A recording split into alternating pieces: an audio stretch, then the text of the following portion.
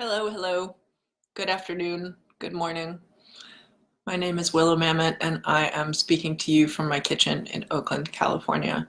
A kitchen I have just returned home to a few days ago from a tour in the Southwest. Good morning, G. And while I was on tour in the Southwest, I kept thinking, oh, I'll keep doing these Facebook Live things, and it kept being completely impossible. And so I did my best to do my best and post some resources, some questions. Good morning, David. And one of those days I was thinking about what to talk about next. That to have created this forum and how to have it serve and how to create community conversations or cultivate them. And so I was talking with my friend Genesis Grimman right here about what to talk about, and she said, "Well, why don't we talk about the things that keep us human as musicians and as creatives, and I would say as people in general." But because I'm a musician, that's sort of my purview, so I'll be talking about it in the container of being a musician. But by all means, adapt it, use it if you're listening now or if you're watching later and you're not a musician, but you are please let it be meaningful to you. Give me your feedback about how or if it is, send questions, etc. It doesn't have to, we don't have to stay in the one lane. So, Genesis's suggestion was to talk about self-care, but in all the ways. And here in California, people talk about self-care a lot. It's one of those words like detox or journey that people just like use all the time. Being from New England, I still have a little bit of a like inward smile for that. And I see the purpose and the beauty of those words and all of the things that they might mean. And so I want to be clear that by self-care, what I mean is just the entirety of whatever we do to know who we are and to remain who we are and to cultivate who we are. So for some people that might be chanting and meditating and going on retreat somewhere. For some people that might be taking a walk in their urban neighborhood. For some other people that might be playing their cunt rock at the loudest possible volume and who cares what the neighbors say, or throwing a party. Good morning, Mark. So please let self-care mean, in the course of this conversation, exactly whatever it is that's just going to help you become, remain who you are. And especially in this context, as someone in the music industry, a musician, a creative, whomever you are, it again doesn't have to be the like Instagram lady pink self-care like this. It can be whatever it needs to be. So, Mark, you've just missed my very long-winded introduction about nothing in particular. Welcome. So what are we talking about? So what I thought was I made a long list. As if you've watched any of these videos, you know I love long lists. And I've made a long list with just sort of some bullet points about things to hit when you're considering how are you considering your life? How are you considering music in your life? How are you considering life in your music? So I'm just going to kind of walk through them, and I invite you, again, if you're listening live or if you're tuning in later, by all means, please chime in. I'm really curious about what other people do, how other people are thinking about these questions. I think we stand to learn a lot from one another in this context, and frankly every other. And so speak up, tell me what you think. Okay, so I'm going to start with a prompt, and I'll come back to it a few times so that people can be chewing on it, and then I'm going to go through the list. And my prompt is type 2 funny. So I learned this from a woman I used to know who described things that you were not laughing at the time, but you laugh about them now. And so I would add, in the context of this, are there stories, are there incidents, are there things that you learned that were kind of painful to learn maybe at the moment, and now you're not only laughing, but you're so grateful you learned them. So if you have any type 2 funny stories about exactly this, about learning how to be a person in the world, a musician in your person, a person in your musician, etc., please raise your hand. Okay, So here's some ideas to consider when caring for your musician self and your musician life. So let's start with body, right? Here we are. I'm a body worker. When I am not being a musician, I guess I'm both all the time, but that is my day job, although it doesn't feel like it has the emotional baggage of a day job because I absolutely love it. And one of my beloved teachers, Hugh Milne, likes to say, the body is the least dense manifestation of the spirit, and the spirit is the other one. The body is the most dense manifestation of the spirit, and the spirit is the least dense manifestation of the body. So when we care for one, we care for the other, inextricably. So thinking about body, food, what are you eating? When do you eat it? I notice people tend not to eat 3 meals a day, and there's a whole big fad about intermittent fasting. Not touching that. I would say in general, 3 meals a day, 1 in the morning, 1 at midday, 1 in the evening, probably a good idea. Snacks. Hydration, about a cup an hour, and whatever else works for you. Are you online with, do you take herbs? Do you take supplements? Do you take medications? Are those in your process? Are they in your calendar? Are they on your counter? Is it easy for you? And in this moment, I'm talking sort of generally, and we'll get to like on tour or working on a project or a major nugget of time. Exercise. Here in Oakland, it can get kind of gross, especially during the winter. I mean, thank goodness we need the rain so desperately, and it's such a blessing. But what do you do inside for exercise? Do you do yoga? Do you run around your living room and let your dog chase you? I'm a huge proponent of hula hooping. So good. It's such great exercise. Takes your focus. It's non-linear. Gets you down into your body, etc. Exercise. Yes. So, and sort of an addendum to exercise are physical practices, whatever those are. Thinking about your body, thinking about your body mechanics, whether or not you are a violinist and you're torquing this way, or if you're a roadie, you're lifting huge gear.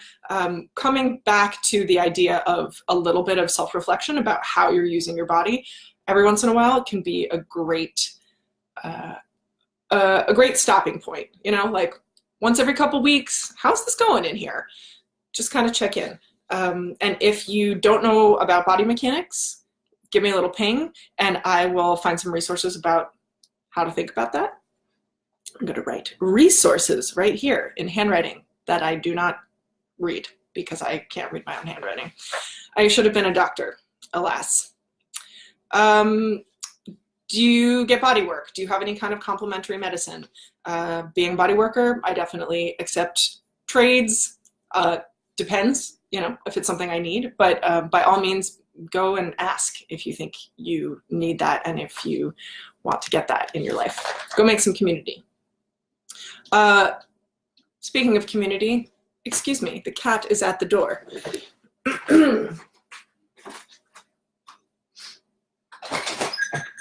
Come. Oh, sure, take your time. Wow, you are dirty. Okay.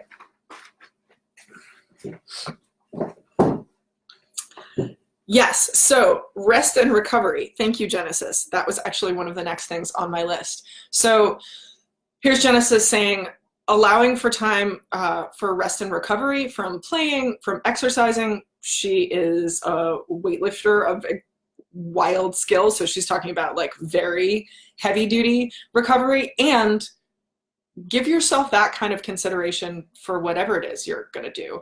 Everyday stuff, she says. And I would say don't just allow for it, plan for it. So if you've got a paper calendar, if you've got a device calendar, whatever it is, you're going to play something. If you're going to play a gig or you're going to play a tour, you're going to work on a big project, whatever, block out the time that you need for any, in relationship to any particular event or activity, such that you're supporting it. I would say before and after. I made the mistake for years of working right up to whenever I would then leave for tour, and because I wanted to be making as much money as possible before I went touring. And what it meant was that I never had enough time to pack. I didn't have enough time to kind of build up some water in the well from which to draw, and to kind of tired. I had been thinking, oh, I'll need to rest after, but actually the bookends, got a bookend. So thank you, Genesis. Today you say is your recovery day. What is it that you do to recover? What do you feel like really helps you juice back up after not just exercising, but after a gig? For example, the fantastic gig you played the other night at Ashkenaz with Easy Queen. What did you do to recover from that or to kind of fill yourself back up?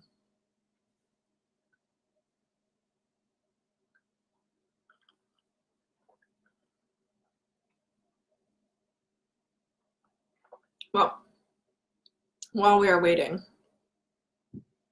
um, I will say that one of my favorite physical, and it also feels like spiritual, mental, heart, social equalizers and harmonizers is taking a bath. I think it is absolutely, and well, it's non-negotiably important for me to take a shower after any gig. Like I just have to wash it off. But in general, taking a bath, getting warm, feeling relaxed, being in a place where I can't multitask in a container, that is part of my physical practice and physical healthcare and recovery. Wait, that was an angry face? Who's angry face? You're angry that I bathe? This is strange. This is news to me. Hopefully someone will actually make a comment about that. And living in the world, and specifically in California, that feels like a compromise to me. It feels like a choice I am making to use that much water. I do my best to recycle it. I do my best to bucket flush the toilet afterward. And I do my best to be conscious about my water usage elsewhere. But that is a choice that I make, to take lots of baths. So whatever you need in that respect, get outside, sunshine, air, water, trees. You got to. A couple minutes a day, a few times a day, make sure that you're getting air. See a doctor if you need to, see a dentist when you need to, just do the things. Okay, so Genesis is saying for her self-care, for her recovery day, I don't really do anything, mostly stretching, just allowing my body to reset during the day.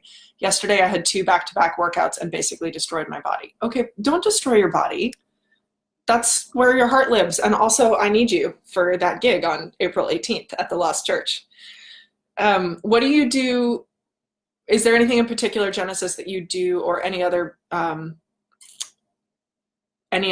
person who's listening at the moment, anything particular you do after an artistic expression, either a gig or a big writing session or a big rehearsal, or if you're recording? Is there something specific you do for your body in a recovery day in the time after? I will put that there. And I will move on for the moment to mind, because I have listed under mind to take a shower after every gig, because to me that feels actually like a mental and emotional support and less like a body one. I mean, sweat is sweat, and I'm probably stinky and gross after a gig, but it feels really important to get the kind of group field of being at a show out of my personal field, and to let my thoughts kind of rinse off and let the focus rinse off and just let it rinse off and go down the drain. I very specifically don't take a bath. I very specifically take a shower. So speaking of showering, hey, good morning, Terry. We were just talking about some basic body maintenance, and I just got to a little chapter on mind maintenance, and I would like to give a big hello, please, I suppose ironically now looking at this screen, saying to you, but screen hygiene. I cannot say enough about screen hygiene. I don't know about the rest of you, but this year I developed a vicious Instagram addiction, and perhaps addiction is too strong. Habit. I developed a habit of coming home from a gig at whatever, midnight, and later, and going, especially if it's like in a time zone, it's not my time zone or something, or I've been traveling, or like I was just with Mr. Terry Klein here in Austin, and I live in California, and though I drove there, I was still kind of like gnarled and weird from all the driving and all of the travel and all of the things. And so I would play a gig and then think, oh, I want to make a little post about the gig. Kiss of death. Excuse me. And then suddenly it would be like 45 minutes or an hour and a half later, and I would have been just scrolling through Instagram, and that wasn't actually resting time. And so I urge you, good morning, Bridget. Why, thank you. I do like my shirt.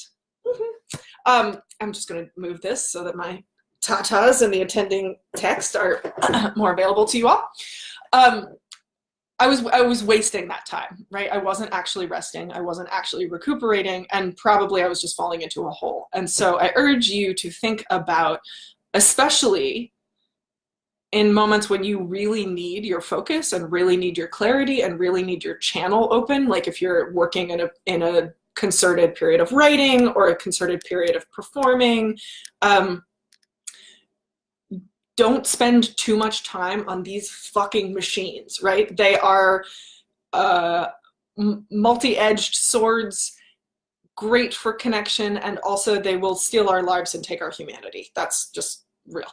So in the evening time, turn them off, give yourself time without a screen before bed. In the morning time, give yourself some time to come into the world without a screen. And definitely, from my own experience, I would offer you, don't spend too much time on a screen after a big output, because rest is better. Go read a book. Go stare at the wall. Go cuddle your cat.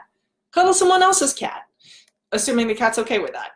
And I do mean cat in this instance. Or the other thing, go home, get high with your honey. Great. But like, don't just stare at a screen for an hour and a half, because then you end up like this kid. Okay, let's see, there's some comments. After a gig, Genesis says, I tune out from music, I allow my ears to heal. Oh, that's super wise. I play drums, everything is loud, so I put myself in quiet places the next day or days. Yes, in the shower and a long shower. Yeah, give your ears a break. I would say especially in ways when you're not focusing, you know, if you normally listen to music in the car, or if you just have your earbuds in and it's kind of going, give yourself a little space. And I'm gonna write that down. Gee, you're brilliant. Okay, ear space. Putting your phone on Do Not Disturb, brilliant. Sorry you don't have a cat, but you seem to be surviving, so I guess that's okay. Yeah, of course it's hard to do. A lot of good things are hard to do. You know, playing music, it can be hard to do. And a dear counselor and wise woman once said to me once, in the pursuit of cultivating a life that you would prefer, she used the word muscular.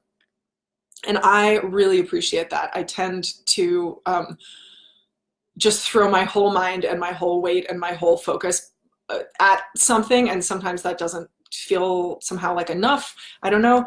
And when she brought the word and therefore the practice kind of into my body, it was a little bit easier to think about cultivating a new habit of, oh, right, if I'm going to be doing a new piece of exercise or learning a new sport or learning a new yoga posture, and the process of coming into or out of that all is going to be in my body, and it's going to take some learning and some exertion and also some kindness around how far I'll be able to go at any one point, etc.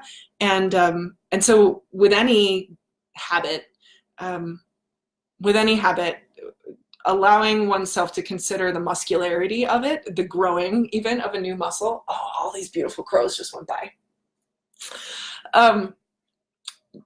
At least that helps me. I don't know if it would help you, but yeah, the screen. The thing is, it'll fucking wait, right? Whatever it is, chances are it will wait. And so that's the other thing that I've been thinking a lot about is kind of one thing at a time on a screen, because I don't know about all you, but like, I'll open this machine up and suddenly I'm in 72 different places and none of them were the place that I intended to be. So I will say, okay, Willa, speaking to myself and the Pantheon, you have 20 minutes in which to accomplish this thing. And if you accomplish this thing, then you can do the next thing and the next thing. But now is not free time. Now is the time to check if Genesis called about the gig and whether or not we have a writer that we need to respond to. blah, blah, blah. And if that isn't happening, or if I complete it, then I close it and it's done, right? So yes, challenging, but it has been making my life so much better. Okay, walking, okay, so Genesis is saying, walking away from playing guitar, drums, or singing after spending a lot of time doing music. It's something I kind of struggle with because I'm balancing many bands. So when I find the time to turn off my music self, I totally do. So why is it hard? I'm a little bit confused by how your paragraph is constructed. Would you say that again in different words? Okay, let's see. So I would put this to you who are listening. What helps your, I've just listed some things that help my mind stay clear and sharp. What helps your mind stay clear and sharp? What helps you keep the flotsam and jetsam kind of at a minimum?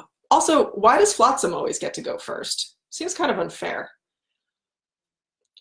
So let's talk about heart for a second. I'm going to leave that question there. Or maybe I'll even write it. Ooh, here's an exciting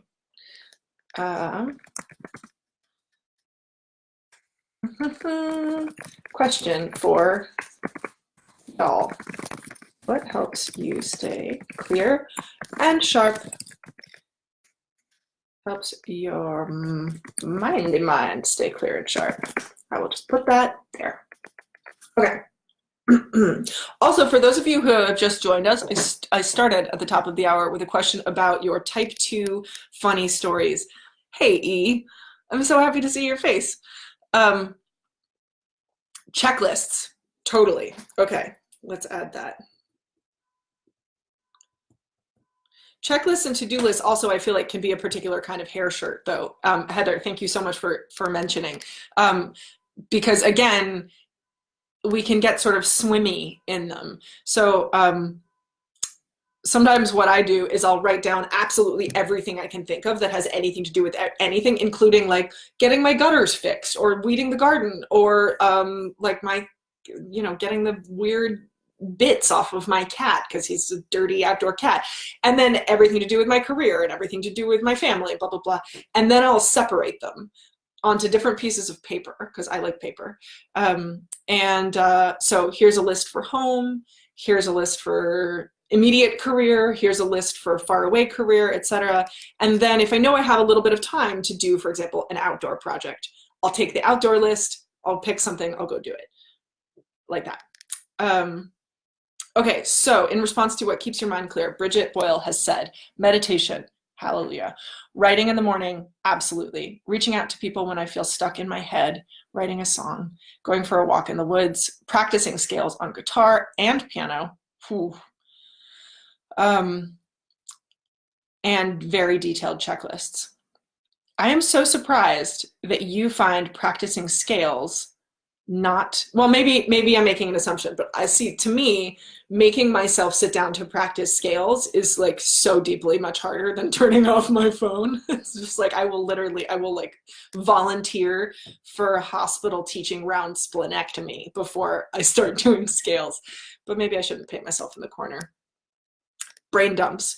So something, Bridget, maybe, or Heather, maybe you two do, I started doing a year ago and just recently picked back up. First thing in the morning, set a timer, 20 minutes, phone is off, nothing else, pen to paper. I allow myself to get dreamy or kind of take the pen off every once in a while, but that has been enormously helpful in kind of getting the scum off of the top of the pot. So let's see, writing this down, because I do want to make a checklist, which I will post over there at willamametmusic.com. I've got a blog called No Word Wasted, and that is where you can see the original document, How to Be a Hero for Independent Music, and that is what spawned these Monday midday talks as an opportunity for us to be discussing our lives and how to be musicians and how to be in community and how to help music truly live and thrive. So I really appreciate all of your comments, and I'm going to make more notes about them later so that I can include them. All right, G, what you got? I'm constantly switching from one band to the next. I know this woman plays in approximately 17 and a half bands, so it's hard to turn off my musician self. When there's an opportunity like a canceled rehearsal, vacation time, I take full advantage of it. Absolutely. That sort of short period of time is enough to make me, quote, miss playing, and that actually gives me juice and motivation to come back. That makes perfect sense to me. The word that I feel like I would use for that is peristalsis, right? Like that um, there has to be an action of movement toward and away, that this is part of what, it's, or if you think of it as cyclical, right, with the seasons, that's how life works. And so if we're always doing the one, it can get, I mean, on the one hand, devotion and dedication can lead us to clarity and heart. And on the other hand, they can also lead us, if we become too stringent or too stuck, then we become stale and inflexible. So there's that. But yeah, when you're off, be off.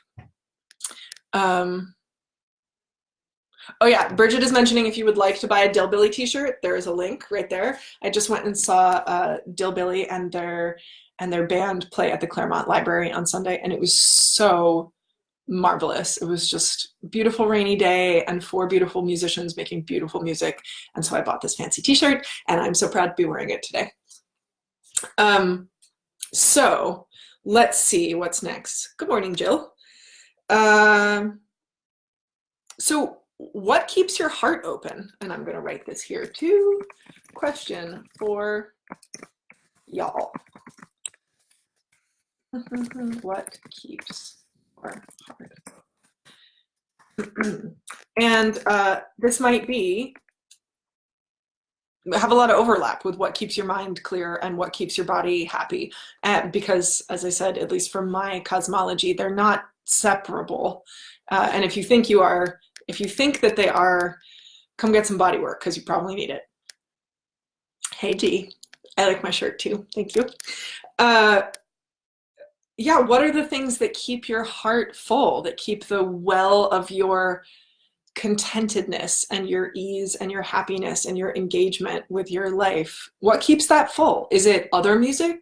Is it other art? Is it delicious novels? Is it going to movies with your besties? Is it romping around naked in the sunlight when you get a chance in legal and consensual ways?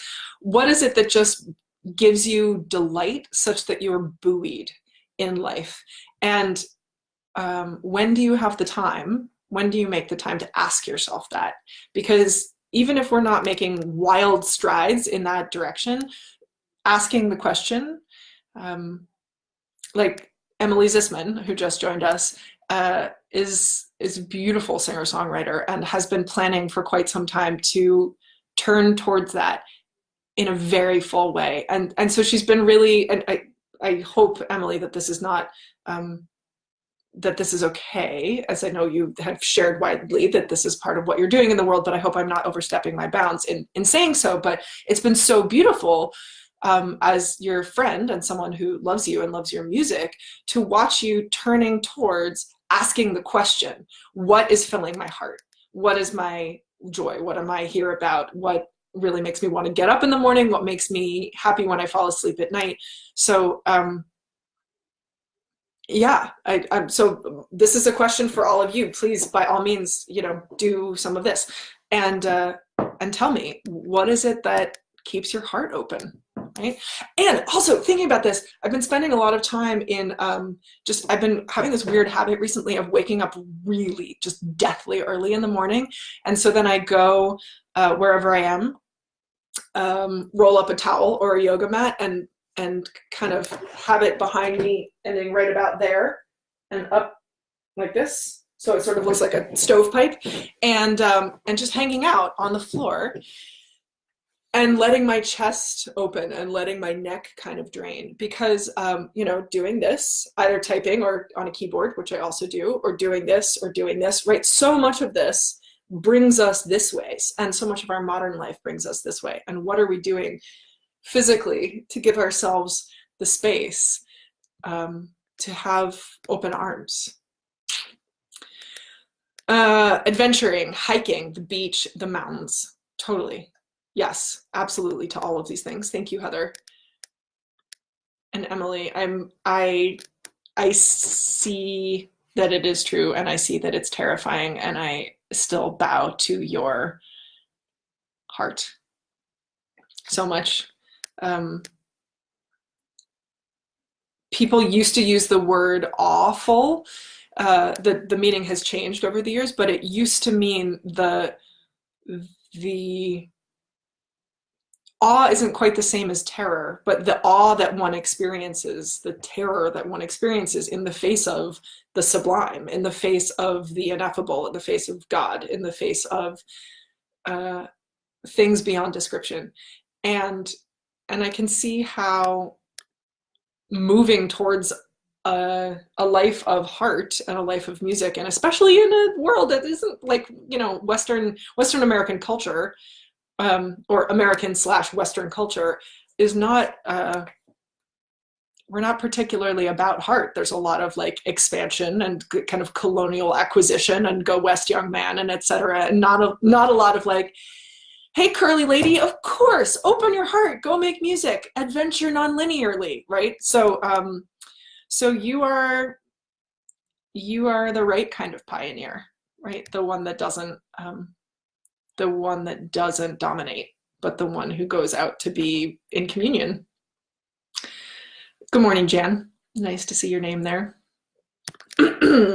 Okay, so we've talked about body, we've talked about mind, we've talked about hearts, and we're discussing self-care as musicians or artists or creatives or honestly just human beings. And by self-care, I'm going to repeat, I mean not Instagram lady pink like candles and mani-pedis, although if you love that, please let that be your self-care. But really just whatever it is that we do and practice and what questions we ask and how we act on the questions and the answers to be who we really are, happily, healthily, contentedly, and in a balanced and enjoyable way.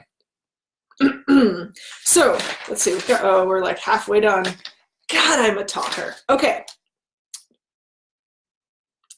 Body, mind, heart. Let's talk about relationships just for a second. Hello, good morning, Jan. So as a creative, and maybe you, again, with the sort of peristalsis of like a big gig or a lot of gigs or a tour or a big project or recording a record or recording many records, there can be a lot of navigation in relationships, friendships, romantic and sexual relationships, familial relationships that's particular to this, right? That people with 9-to-5 jobs, well, I was about to make a statement, but I suppose I don't know, never having had one. I have done so many things for work, but I have never had a 9-to-5. But I imagine that when everyone in a particular community is on that kind of schedule, it's different. That relating is different because there isn't the going and coming away. There isn't the intensity and then the relaxation. So here's just some thoughts about relationships. Maintenance, thinking about going into or coming off of a big project or a tour. Expectations, like you will come to my gigs, or I don't go to your gigs, or the kids will want to come to the gigs, so we need to get cans, etc. Relationships, sex life. Maybe someone always wants to do it after a show. Maybe someone never wants to do it after a show. Maybe someone goes into an ascetic mode during a period of intense songwriting. Maybe someone goes into like hyper, I want to hump every fire hydrant when they go into a period of songwriting. Things to think about. In terms of relationships, family time, alone time, friend time. What is the balance here? And are you thinking about that in an articulate way? I'm going to pause for 1 second because Emily and Bridget are getting into something interesting and I can see that it's happening. Emily says, what inspires me is being with my musical community in whatever capacity I can be, such as this one. I'm delighted to have you here. It fills my heart and mind so that I may empty it into songs and performances later. Other musicians inspire me. You certainly inspire me. I'm so glad that you're here. And Bridget says, so with you. We have such a beautiful community and being inside of it is inspiring. Yeah, absolutely. That it's part of why I agree with both of you, Bridget and Emily. Part of why I'm delighted to have the opportunity on Mondays to hear from you, right? That, like, you know, as you can see, I like to talk and I've got some ideas, and I'm hoping that this can be a place as sort of like a fulcrum to leverage other people's voices into a place together. I think some people call that a conversation. Because I do think that it draws us out, and when we're in conversation or when we're in reflection with other people, then things that we might assume are natural, we come to understand our assumptions, or we go, oh, they're doing that, I could do that, or they're doing that, wow, I never thought, no, I don't think I would do that, but that's interesting that they would, etc. Okay, so back to relationships. When I was talking about this, one of the places I was lucky enough to play on this last tour was the 10X in Albuquerque, New Mexico. And it was a marvelous place run by Maria Erin Jones, and it's just so cool. It's a zine library and a beautiful performance space and a community space. And Eileen Shaughnessy of Eileen and the In-Betweens brought me over there, and we played with a handful of other musicians that night, and it was beautiful. And I got to stay with one of Eileen's bandmates, Tanya Nunez, who's an extraordinary bassist. And we were talking through this, and she brought up something that isn't really something that I tend to think about in this exact way. So exactly to your point, Emily and Bridget, that she said a public and private life balance. And I realized that I do think about that, but not in those terms necessarily. So when we're thinking about our relationships, relationship to self, relationship to family, relationship to romance, relationship to friends, relationship even to broader community, how are we doing that? And what might happen, especially with social media, do we have private accounts? Do we have band accounts? Is there overlap? What's that like? How much time do you give yourself after a show before you run home and just say, that's enough, no one talk to me, etc.? And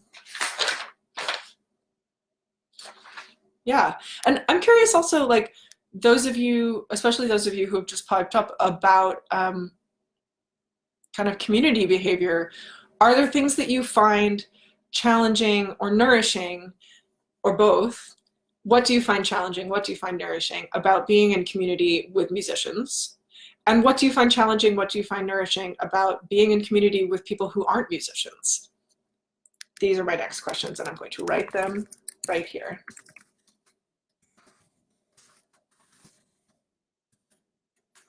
Challenging, nourishing.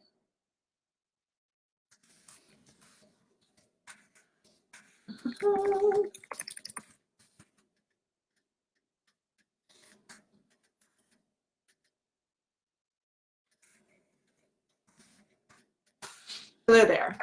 All right, let's see. Heather just said, balance is everything. I'm a wife, mom, singer-songwriter, and founder of the Sacramento Songwriter Circle. Oh, cool. I don't know about the Sacramento Songwriter Circle. Music community showcase, and it can be a lot. Yeah, that's, I mean, life is a lot, you know, and life is a lot when we're even partially self-employed or self-driven because of exactly these questions around how do we find time? How do we make time? How do we be both kind and muscular with ourselves in cultivating what wants to come through us, and also what wants to come to us? And how do we do that? I'm really excited to look at the Sacramento Songwriter Circle.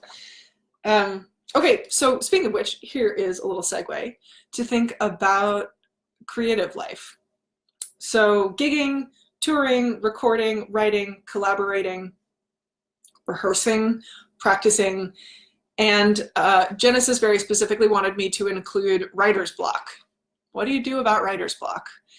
And Genesis, if you're still here, maybe you can chime in a little bit about like what your specific question is for our community in this conversation. I'm not sure that I specifically experience what I would call writer's block. There's definitely periods of time where things just don't seem to want to come. But to me, that feels like that's sort of their prerogative. But I'm also not a gun for hire, right? So it's, in this moment in my life. So it doesn't have quite the same impact that it would if I were in a writer's room. Surrender to writer's block. Yeah, so I guess what I'm saying is, like, if it feels like it's not happening, then I'm like, okay, it's not happening. And what seems to me the best option for myself is to just make sure that I'm staying happy and healthy and in and clear, such that when the songs want to come, I am ready. Okay. Bridget's saying for writer's block, alternate tunings and half capos.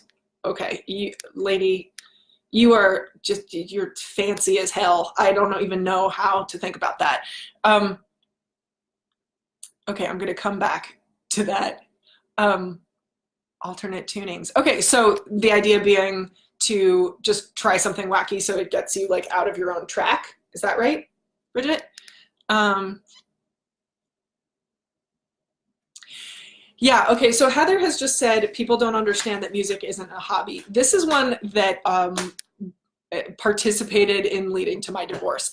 I don't, maybe you all have experienced some version of this. At the time, I actually wasn't making music professionally. I was a professional photographer. And my spouse, and granted, the thing that led to our divorce was that we were incompatible, but one of the things we were incompatible about was that my spouse could not seem to understand that I wasn't playing. Like playing around, right? That if I said I'm going to the dark room from 8 to 5 today, that precluded my cooking lunch, going to the dry cleaners, walking the dog, running an errand, blah, blah, blah, because I was actually at work. And a lot of people can't get their mind around that. And I don't actually know what to say to that necessarily, other than to back up and say, okay, you like the album Blue, right? Okay, oh, you're a Joni Mitchell fan? Fantastic. Well, those people who made that record were at work. The sound engineer was at work, the production tech was at work, the photographer who took that beautiful photograph on the front was at work. Joni was also at work, and she had to work to learn to play the guitar and to sing as she did, and then to spend time to make those songs and then to bring them into the world. That's the closest I've gotten. If any of you have other suggestions as to how to help people not accidentally be an asshole in the face of an artist, I am all ears. I'm gonna write that here, in fact. Question for y'all. How to talk to people about being an asshole in the face of an artist. Example, that's not really work.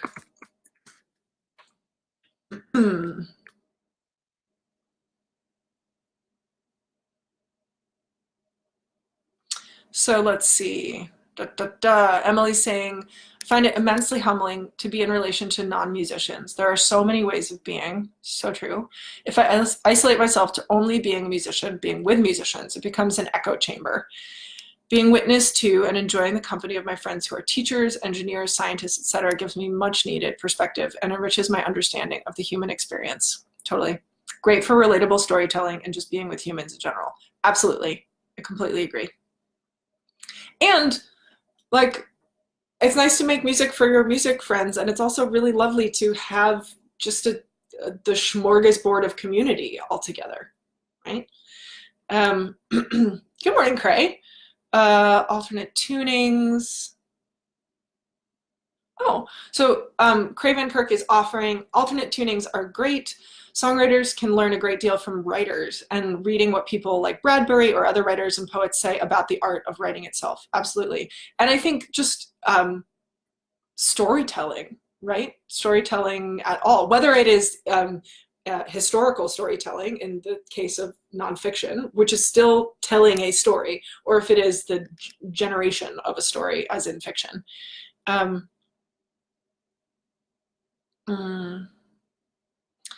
So Bridget did the album writing month challenge in February, and when she was blocked, she changed her palette and it shook out the block. Having new tools to work with, a change of instrument, a change in tuning, also just keep writing and be okay with it not being great.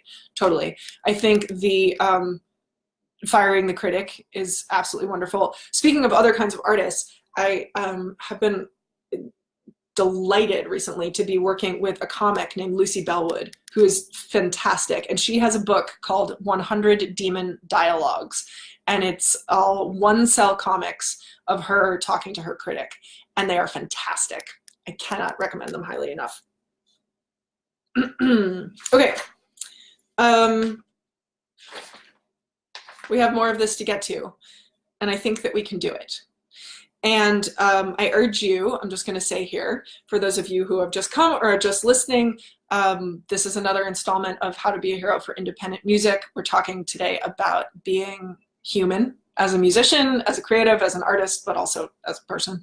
The things that help us be who we are and remain who we are and cultivate our best, happiest, most contented and balanced selves as musicians. And hopefully there will soon be a checklist up on my blog, No Word Wasted, which is over there at willamametmusic.com. And let's see. Oh, people are here. Oh, sweet. Thank you. So Emily's given us the link to 100 Demon Dialogues. Okay, so I have some more thoughts, just like bullet points. And then I have the philosophical corner, which Tanya and I were working on, Tanya Nunez. And maybe I will leave those. Well, we've been talking about some of them, but I will leave them as questions after we talk today. And please, by all means, keep sending me your thoughts, your recipes, your best ideas that keep you good in this life, so that I can include them. So that then when there's a list and we can be sharing it with one another and sharing it with ourselves and kind of checking in once in a while of, oh, right, I do need to go look at a tree. All right, I do need to check in with my family, etc. Okay, so work. We've done body, mind, heart, relationships. We talked about creative life. Work. So sleep, life, excitement, balance. Just going to put that there. Day job, side hustle. Good morning, Rebecca, by which I mean good afternoon, since we're probably in the same time zone. Is there anything in your life, in your work, that you can delegate, especially if you're working on a big project? How do you address promotion? How do you address social media? So since today we're mostly kind of working through the list, I mean, this in itself could be 7 years of Monday Talks. But just as things to think about when you're kind of checking in on your life as a musician or as a creative, as an artist, how are you doing on these points? What's going on? What needs some work? What needs some love? Okay, if you are touring or you're working on a big project like recording a record or writing a record, keep up with your life. And you can have a plan for that. It's great to have a plan because it's nice to have something to throw out the window. And just keep in mind that there are people beyond the project and that one of them is you, actually. And there is life. There's life before, there's life during, there's life after. And if I fall into too much of a hole, there can be that much more whiplash coming back out of it. So thinking about communications, for example, texting, calling, emails, mail, is any of that on pause? Are you going to be able to keep up with it? Be honest with yourself, be honest with other people. Who's taking care of home? Your house or room or apartment, your pets, your plants or your garden, your bills, your snail mail, your family, your kids. Who's got eyes on that? Is there a plan? When you are packing for tour or for going to the studio or whatever, how is that? How are you going to be able to travel, even if it's just daily? A couple of years ago, I was packing for a tour, and I asked my friend and hero, Vicki Randall, what do you do with the stuff that you don't take? I feel like I just keep taking the same things over and over again.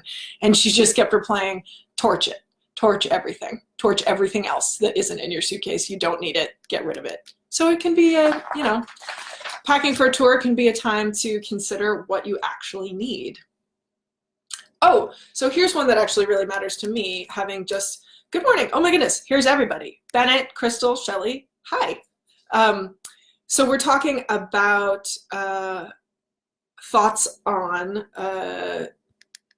a tour or a big project like making a record, and kind of how to stay. What are the things that we might want to consistently consider, either going into that, while doing it, or coming out of it, to stay kind of on track, stay contented, etc. And one that just made a really big impact on me, because I just got back from a couple of weeks of tour, is there food in the house? And obviously, if you've been gone, there might not be fresh food, but maybe you've got friends, maybe you have a partner or family or roommates who could make that happen for you.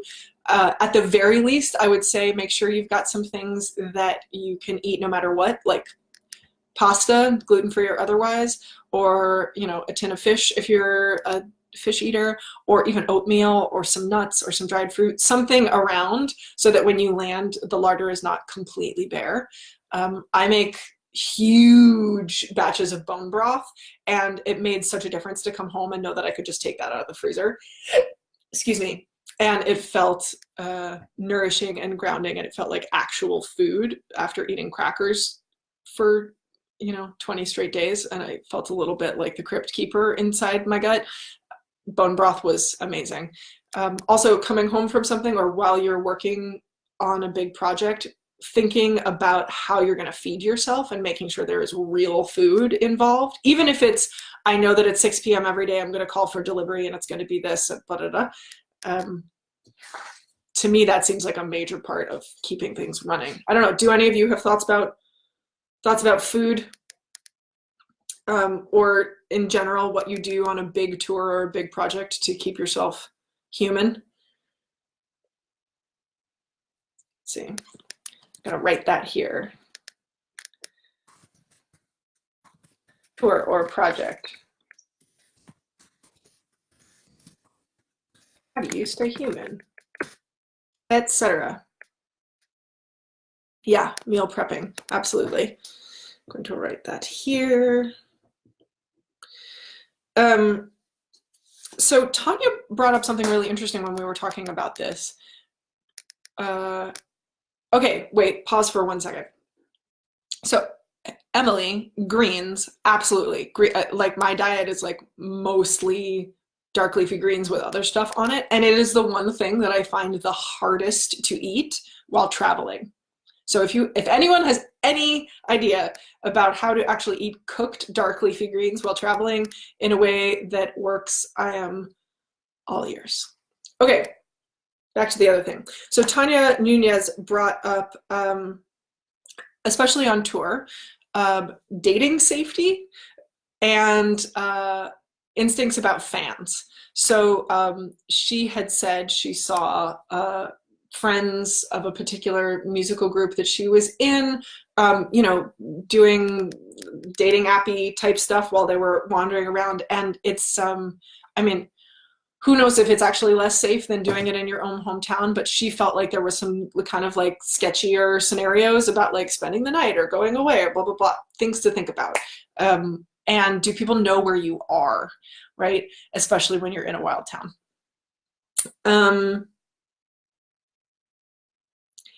My musical partner, Paul Miller, always likes to tell me no girls on tour. And what he doesn't mean is that I should go home. What he means is that, well, I am a homosexual and he is heterosexual, right? So we both like the girls.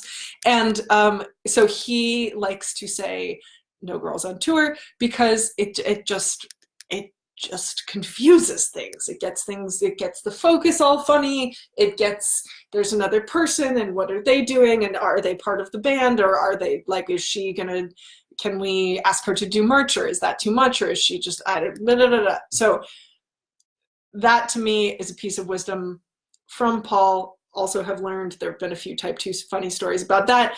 I pass along to you. I'm entirely open to hearing your thoughts about whether, I mean, maybe this is going to like now precede the hate mail, but hopefully not. Yeah, if any of you have thoughts about No Girls on Tour, by all means. Let's see, Shelly is saying trail mix, absolutely. Yeah, fast food is the gnarliest. Um, the thing that I packed the most of going on these travels was food. And anytime I stopped anywhere at a grocery store that seemed like it had actual, like what to me is actual food, um, I would buy a bunch of stuff and stick it in the truck. Um, okay, few more things. We have a few more minutes. I'm just going to say a few more things. So again, I will put here, if any of you have type 2 funny stories, which is to say they were not funny at the time, but you're laughing now and you're really glad you learned them, lessons learned about how to be a human musician, please, please, please tell me so that I can include them in this list. I will list you anonymously if you'd like, or not if you prefer. So continued ways to take care of yourself. If you are doing anything with yourself, frankly, but with other people, if it's one gig, if it's 25, if it's a tour, if it's a band, if it's a whole project, inform yourself. This is going to be part of what keeps everybody happy, right? Good fences make good neighbors. What's the pay? Is there lodging? Are there meals or any other kind of food included? What sort of gear do you have? What sort of gear do I need? What are the expectations? What's the repertoire? And what happens if? Fill in the blank, right? Whatever that is, go to town, ask all the questions, front load it. Good fences make good neighbors. Speaking of neighbors, inform your people. If you are sequestering yourself to make music for a day, if you have a gig, if you are going on tour, etc., it's important to let people know. And I would say especially for a big tour or for a big project, let people know, what are you up to? Where are you? What kind of communication can they expect, or what kind of communication would you like? What are the expectations? Times and dates. My partner doesn't love it when what she calls time creep, which is like, oh, I have this week of dates, but then another one gets tacked on, and then maybe another one gets tacked on, and all of a sudden I'm coming home a week later than I thought I would, and that can be uncomfortable, right? So what are the expectations around time? Requests, needs, preferences. For you, for them, hey, I would really love it if you would actually take out the trash this week and just let me off the hook. Hey, I would really love it if I could be the one to walk the dog, even though that's normally your thing because I'm going to need time alone, and that seems like the way to do it. Hey, I would really love it if you could rub my feet, but if you can't, I'm going to the massage parlor. Maybe that's not exactly what I meant, but you know what I mean. Okay, so we're closing in on the hour. We still have the philosophical corner to get to, but I am going to leave those questions. I'm going to leave those questions for later / put them up. And I will say to all of you who have joined, thank you so much for this newest chapter of How to Be a Hero for Independent Music. And I will aggregate all of these. There will be a list up at willamametmusic.com, my blog, No Word Wasted, at some point soon. And if you have other thoughts, I'm especially interested in whatever your self-care recipe is. And maybe I'll make another post and ask very specifically in case everyone forgets. If it's literal, like here's the tea that I drink, if it is a particular kind of soup that keeps you from being sick, if it's the combination of a walk with your best friend and time staring at the ocean, I would love to know, and I think our community would too, and it would be a great gift. I'm happy to include things, go away. I'm happy to include things, as I said, anonymously or with your name. And I'm just so delighted to see all of your names here and have all of your feedback. So thank you so much for joining today. I just sounded exactly like my little sister in saying that. Is there anything else for today? Questions, things for next time, things for this week, etc., etc. While we have just another minute or so in our hour.